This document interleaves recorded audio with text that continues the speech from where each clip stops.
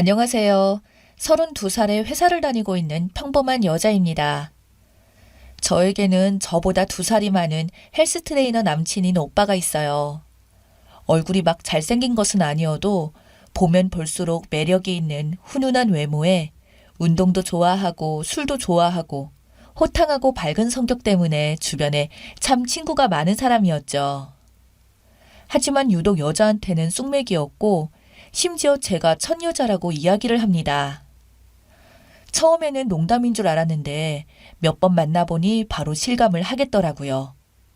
아마 고백도 제가 먼저 하지 않았다면 우리가 사귈 일은 없었을 것 같습니다. 그런데 저한테는 차라리 그 여자한테 숙맥이었던 그 점이 장점으로 보이더라고요. 다른 여자들 걱정할 필요 없이 오직 나만 사랑해 줄 테니까 걱정 없이 나만 한눈 안 팔면 아무 일 없겠다는 생각에 너무너무 좋았죠. 근데요, 제가 그걸 생각을 못 했더라고요. 저도 여자라는 점. 문제는 남친은 저한테로 쑥맥이었다는 거였어요. 연애하는 동안 너무 더디다 못해서 답답하고 심지어는 마음을 내려놓게 되더군요. 1년이 넘게 만났는데 우리는 아직 관계를 못했어요. 보통 여자가 거부를 해서 못하는 경우가 종종 있기는 하지만 저는 정말 너무도 개방적인 사람이고 사랑받는 것을 좋아하며 확인받고 싶어하고 오히려 관계를 해야 마음이 편해지는 그런 사람인데 기다리다 화병이 나는 줄 알았습니다. 연애를 1년 넘게 해왔음에도 욕심조차 없어 보이는 남친의 모습에 짜증이 나고 있었죠. 내가 여자로서 매력이 없는 것은 아닐까 진지하게 고민해 본 적도 있고요. 한 번은 제가 마음먹고 덤빈 적이 있었는데 어깨를 잡고 밀더니 아직은 때가 아니라고 진지하게 말을 하더군요. 아니 1년이나 만났는데 대체 언제가 때야? 당신 혼전순결이야? 라고 했더니 그건 아니지만 너무 사랑하기에 아껴주고 싶다고 하더군요. 말이 아껴주는 거지 아끼다가 똥 된다고 이 양반아. 나이가 30이 넘었어요. 아저씨라고 하고 싶었지만 목까지 넘어갔던 말들을 겨우 삼키고 알겠다고 고개를 끄덕거렸습니다. 그런데 요즘 세상에 그런 사람이 어딨어요? 저는 믿을 수가 없었습니다. 이놈 뭔가 있어 바람이야 뭐야 하는 마음으로 석연치 않은 느낌에 수시로 폰을 검사해 보아도 나오는 것은 없고 집요하게 감시했는데 절대 바람 피는 것은 아닌 것 같더라고요. 오히려 바람 피는 게 아니라고 생각을 하니 더 답답하고 속이 터져만 갔습니다. 하자고 했다가 거부당하고 제발 하자고 했다가 또 거부당하고 이제는 자꾸 제가 원한다고 표현을 하기에는 나만 이상한 사람이 되는 것 같아서 그냥 포기를 했어요. 어차피 결혼 생각도 있었고 결혼만 하면 문제없이 다 해결될 거라고 믿었기에 정말 내려놓고 마음 편하게 먹었습니다. 남편도 저와 결혼을 생각하고 만나고 있다고 해왔기에 이쯤 되니 제가 물었어요. 우리 나이도 있고 이제 결혼을 좀 생각해야 되지 않을까? 언제 할지 생각하는 시기가 있어? 라고요. 그랬더니 그가 의미심장한 말을 합니다. 전부터 말하려고 했던 건데 이게 말하기가 쉽지 않아서 하루 이틀 미루고 있었는데 이제는 꼭 해줘야겠어. 그러면서 하는 말이 사실 남친이 문제가 좀 있다는 거예요. 그래서 내가 그게 무슨 소리야? 그건 중요하지 않아. 치료 받으면 돼. 라고 했더니 고개를 저으며 아니다 라고는 하는데 도대체 뭐가 문제인지를 말을 안 합니다. 이런 문제도 아니고 저런 문제도 아니고 대체 뭐가 문제인가 싶어서 마지막으로 물었죠. 트랜스라도 되냐고. 약 3초간 정적이 흐르고 나서 저 스스로 황당한 질문이라고 생각은 했지만 그 답을 기다리며 조마조마한 모습을 보니 조금은 의심을 했던 것 같습니다. 하지만 이내 아니라는 대답이 나오자 안도의 한숨이 나오더군요. 그럼 되었다고, 그런 거 아니면 됐다고, 문제 없다고. 그렇게 뭐가 문제인지 제대로 듣지도 못한 상태로 그냥 결혼을 진행하기로 얘기가 되었습니다. 하지만 이게 그냥 넘어갈 일은 아니잖아요. 문제가 있다면 그게 불임 이유로 되는 거면 어떻게 하나 싶은 마음에 궁금함을 참을 수가 없어서 결혼 전에는 어떻게든 알아내야겠다는 생각을 했습니다. 그래서 끊임없이 밀어붙였습니다. 돌붙여갔던 남친이 그런 저의 모습에 결심을 했는지 어느 날 술 한잔 하자고 하더군요. 저는 직감을 했죠. 그래, 오늘이구나. 한 잔, 두 잔 마시며 개봉식을 기대하며 즐거운 마음으로 시간을 보냈습니다. 그리고 드디어 둘만의 시간. 이게 뭐라고 사귄 지 1년이 넘었는데 술을 마셔야만 할 수 있는 건지. 저는 긴장하지 말라며 잠시 남친을 토닥이고 곧바로 확인 작업에 들어갔습니다. 아니 근데 막상 확인을 하려고 하니까 또 이래저래 핑계를 하고 버티더군요. 옥신각신 하다가 간신히 설득해서 저는 그날 처음 보는 광경을 목격하게 됩니다. 하나더군요. 저는 사실 놀랐어요. 그런 사람을 본 적이 없었거든요. 순간 머릿속에 수많은 생각들이 스쳐 지나갔어요. 임신은 가능한 건가? 불임 확률이 높아지는 것은 아닌가? 건강한 아기가 나올 수는 있나? 그러다가 현실로 돌아와 정신이 번쩍 들었을 때는 이미 남친이 나가서 멀리 사라진 뒤였죠.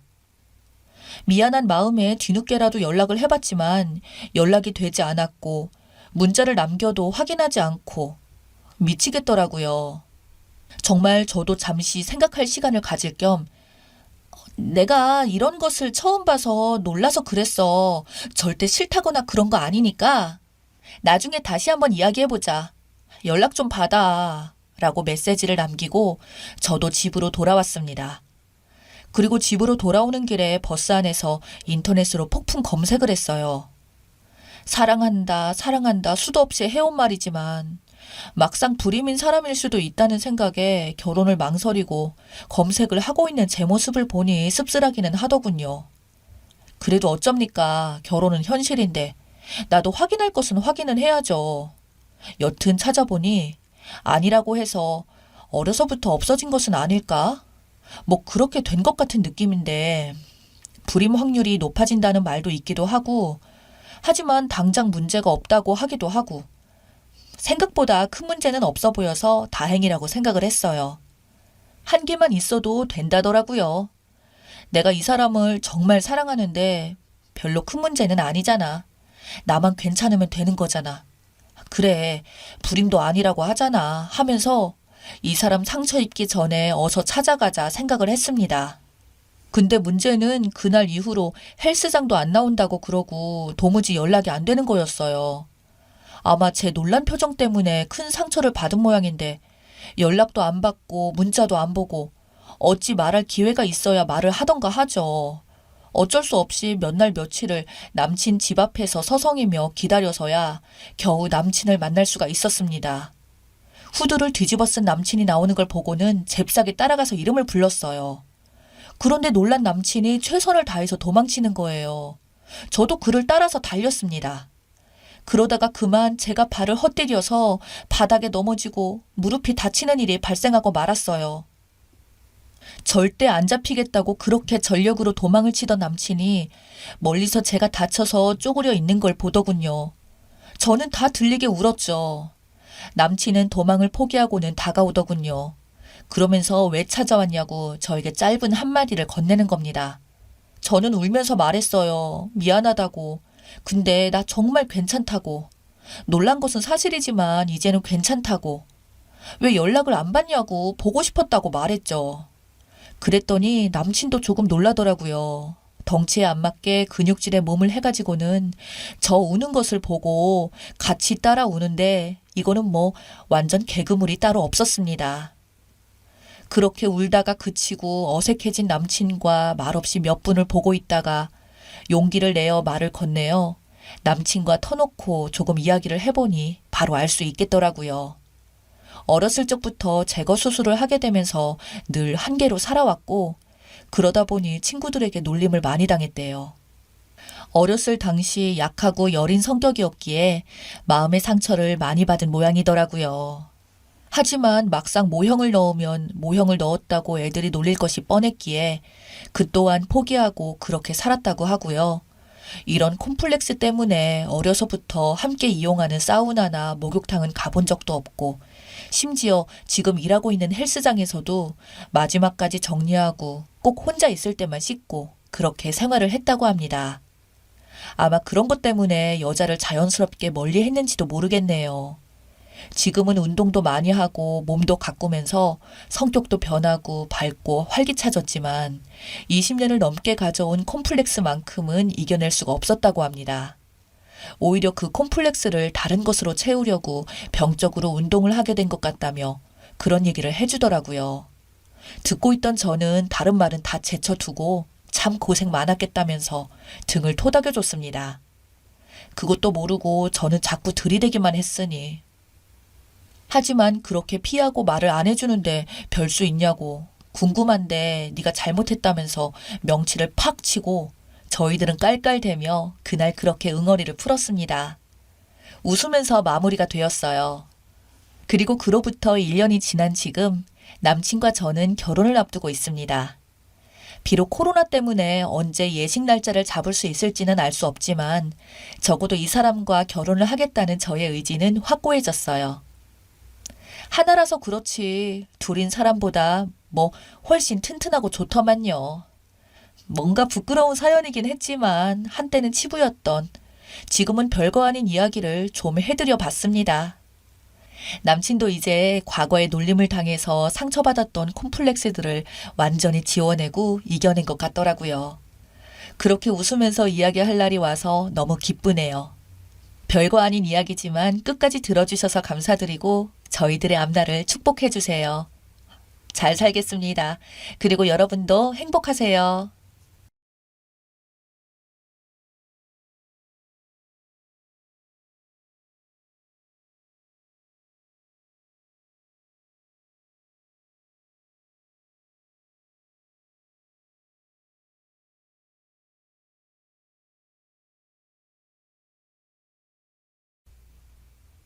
안녕하세요. 저는 기혼 여성입니다. 전 직업고등학교를 나와서 대학 진학 대신 바로 일을 시작했어요. 한참 공장에서 일할 때 그곳에서 만난 남자와 결혼했고요. 그곳 사람들이 왜 이렇게 한참 이쁘고 친구들 만날 나이에 애도 없는데 결혼을 하냐고 말렸지만 그냥 하루빨리 안정을 찾고 싶었어요. 제가 보육원 보호시설을 돌아가기엔 컸기 때문이에요. 저는 부모님이 없는 고아였습니다. 어느 정도 나이가 차니까 돈 몇 푼 쥐어주고 보호소를 나가라는 통보로 전 고시원에 살면서 고등학교를 다녔어요. 그때부터인지 정말 뼈에 사무치는 외로움이 뭔지 알겠더라고요. 제발 누가 내 곁에 있었으면 좋겠다. 먹고 사는 것보다 외로움 때문에 죽을 것 같아서 그렇게 빨리 결혼하게 되었습니다.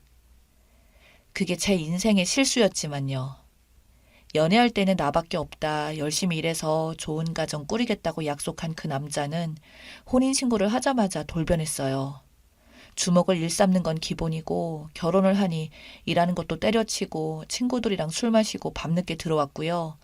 그러다 월세까지 밀리고 보증금을 다 까먹고 나서야 남편은 정신을 차리더라고요. 이렇게 살면 안 되겠다고 일단 돈 모을 때까지 시댁에서 살자고 하는 겁니다. 저야 어쩔 수 있나요? 돈 없고 당장 살 곳도 없는데 시댁이고 뭐고 가릴 처지가 아니었습니다. 애초에 워낙 저를 안이 꼽게 보시고 부모 없고 천에 고아라서 면전에서 욕하는 시어머니는 저에게 문제가 아니었습니다. 당장 먹고 사는 거 앞날이 더 걱정이었으니까요. 저는 남편과 결혼하고 시댁에 들어가서 시집살이를 당하고 나서야 이 생각이 들더라고요. 내 팔자를 내가 꼬았구나. 고아로 자라서 사랑을 못 받으니 좋은 사람 나쁜 사람 구별 못하고 그저 사람이면 다 좋다고 졸졸 따라다니다가 결혼해서 시댁에서 개취급도 못 받는구나 라고 생각이 들었던 거죠. 그때부터 남편과 시어머니 몰래 제 통장에다가 돈을 모으기 시작했어요. 이 집안을 탈출해서 이혼하고 새 삶을 살아야겠다. 정말 정신 바짝 차리고 독립적으로 남한테 의지하지 말고 외로움을 친구 삼아 살자라고 생각했습니다. 그런데 일이 터졌어요. 시어머님이 저와 남편 몰래 노름을 하고 있었던 거였습니다.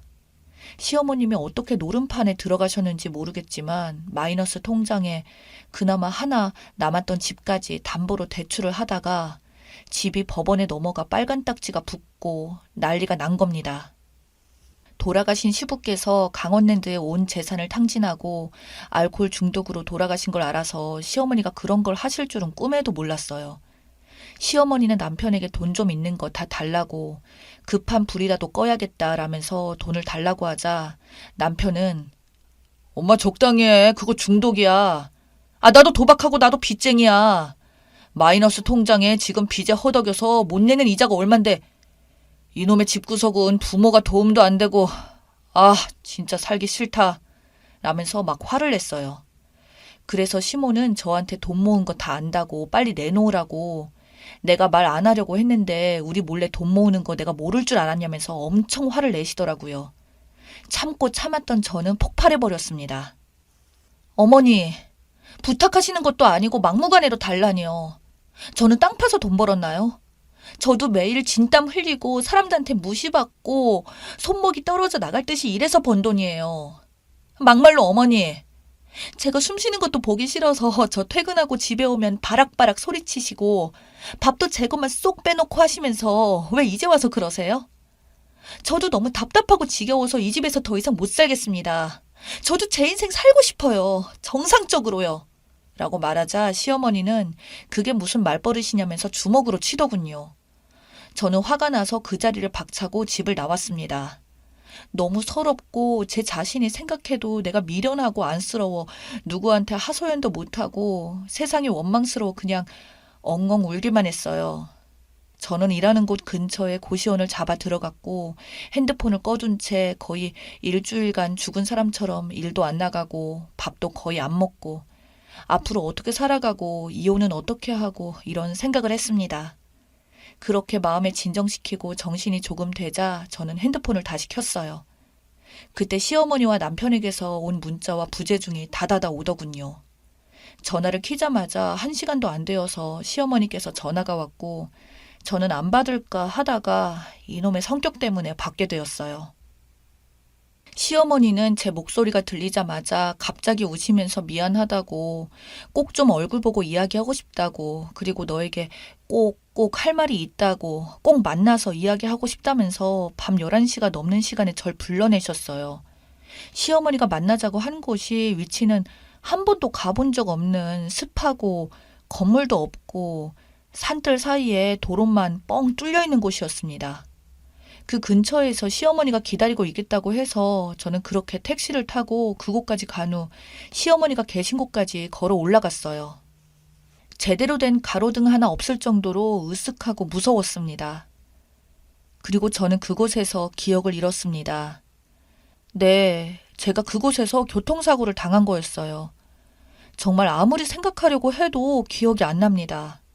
여튼 제가 교통사고를 당하고 병원에 실려와 혼수 상태에 빠져 있다는 걸 뒤늦게 알게 되었어요. 사고가 난 뒤 정신이 돌아왔을 때 병원에서 간호사와 의사의 소리가 들렸습니다. 아, 이게 지금 무슨 일이지?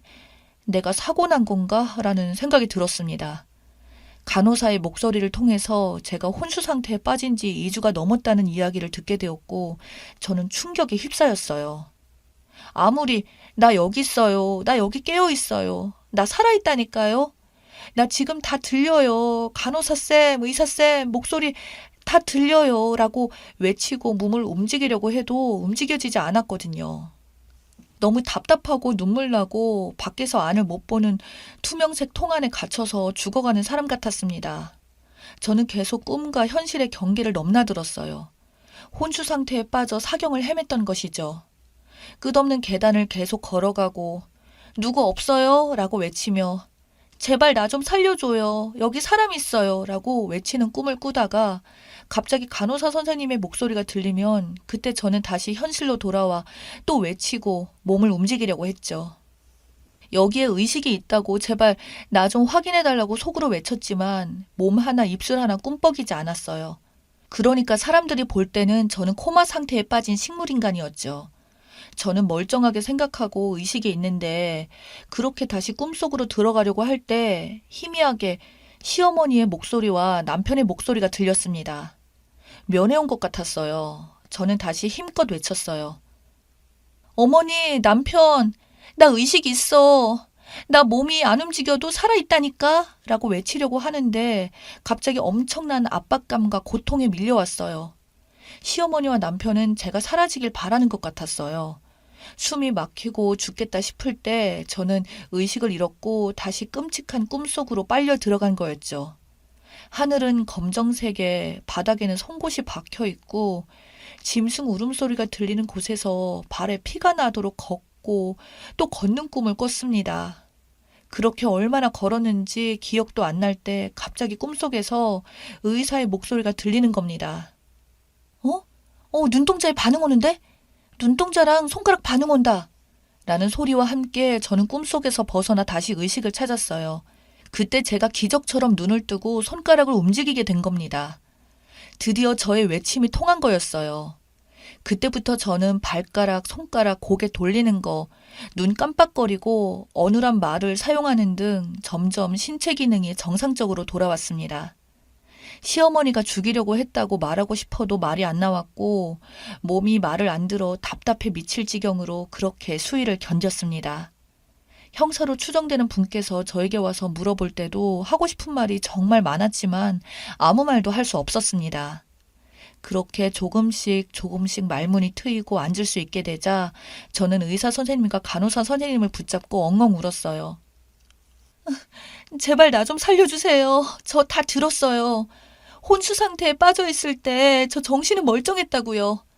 간호사쌤이랑 의사쌤이 말씀하시는 것도 다 들었고 저 담당 간호사분이 성이 최 씨라는 것도 기억해요.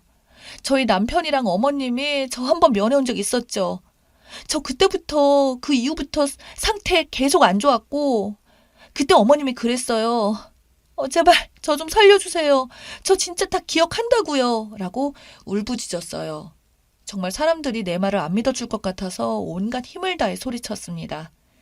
의사 선생님과 간호사 선생님은 진정하라고 이렇게 힘쓰다가 다시 몸 상태 안 좋아진다고 지금은 무리하면 절대 안 되는 상황이라고 하며 저를 진정시켰고 제가 진정이 되자 저는 너무나 충격적인 이야기를 듣고 말았습니다. 그날 제가 교통사고 당한 이유를 도저히 믿고 싶지 않은 일어나서는 안 되는 이야기를요. 도박 빚에 허덕이던 시모와 남편은 저를 사고 내고 보험금을 받으려고 했더군요. 그러니까 차근차근 이야기하자면 남편이 노름하면서 만난 사람들 중 보험 사기 같은 걸 해서 돈을 꽤 모은 사람이 있었다는 것을 알게 된 남편은 그걸 시모에게 말해서 시모와 남편이 저를 대상으로 그 짓을 꾸민 거였어요. 저에게서 나온 돈을 일정 부분을 그 보험 사기 일당에게 넘겨주는 조건으로 남편 지인이라는 사람들이 차로 저를 친 거고 시어머니와 남편이 그 장소까지 저를 유인한 거였습니다. 정말 상상도 못했던 충격이었어요. 그깟 돈 몇 푼 때문에 사람 목숨을 그렇게 쉽게 앗아가려고 하더니 치가 떨리고 분노가 올라왔어요. 당장 찾아가 따지고 싶었는데 혼수 상태에 빠져 있는 동안 근육이 다 빠져서 혼자서 걸을 수도 없는 상태였습니다. 그리고 저를 친 자동차가 도난된 차였고 그 장소에 CCTV가 하나도 없어 뺑소니로 범행을 못 잡을 뻔했다더군요. 본인들이 안 잡힐 줄 알고서 시모와 남편은 뻔뻔하게 저에게 면회와서 남아있는 저의 숨통까지 끊어버리려고 했던 것이었고요.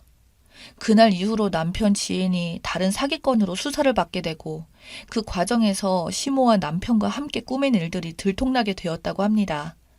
시모와 남편은 지금 영장 발부되어서 구속수사 받고 있다고 해요. 못해도 징역형이라고 죄질이 너무 나쁘다고 감옥에 갈 거라고요. 저는 충격 그 자체였습니다. 이런 일이 TV에서만 일어날 줄 알았는데 저에게 이런 일이 일어나다니요. 저는 한동안 충격으로 몸 상태가 급격히 안 좋아졌어요. 병원에서 심리치료 과정을 병행하며 몸을 추스렸어요. 오랜 시간 근육을 못 쓰고 혼수 상태였기에 계속 재활훈련을 했고 그 과정에서 남편과 시모의 소송 과정을 계속 주의 깊게 지켜보고 있었죠. 내가 부모 없는 고아라고 이 세상에서 없어서도 아무도 신경 안 쓸 거라고 생각한 시모와 남편의 생각이 너무나 고약하고 못돼서 꼭 감옥에 갔으면 좋겠다고 생각했고요. 강력 처벌을 원한다는 저의 의견을 재판부에 피력하고 할 수 있는 모든 것을 다 했습니다. 그 결과 최종적으로 시모와 남편은 징역형이 떨어져 지금 콩밥 먹고 있습니다. 저는 지금 통원하면서 언어 치료를 받고 있어요. 세상이 무서워서 살 수가 있나요? 저는 직접 당해보니 정말 이제는 아무도 못 믿겠더라고요. 그냥 믿을 건 제 자신밖에 없다는 생각만 들었습니다. 저는 지금 국가에서 연계해주는 프로그램을 신청해 앞으로 먹고 살기 위한 기술을 익히고 있습니다. 정말 외롭다고 가정 이루고 싶다고 아무나 만나서 이른 나이에 결혼했다가 이 꼴까지 났네요. 여러분들은 저 같은 인생 살지 마세요. 제발 부탁합니다. 특히 저와 같은 고아원 시설 출신 애들한테 말해주고 싶습니다. 아무리 외로워도 사람 가려서 만나요. 힘들어도 나를 가장 먼저 사랑하라고. 그렇게 말해주고 싶네요. 제 이야기는 여기까지였습니다. 감사합니다.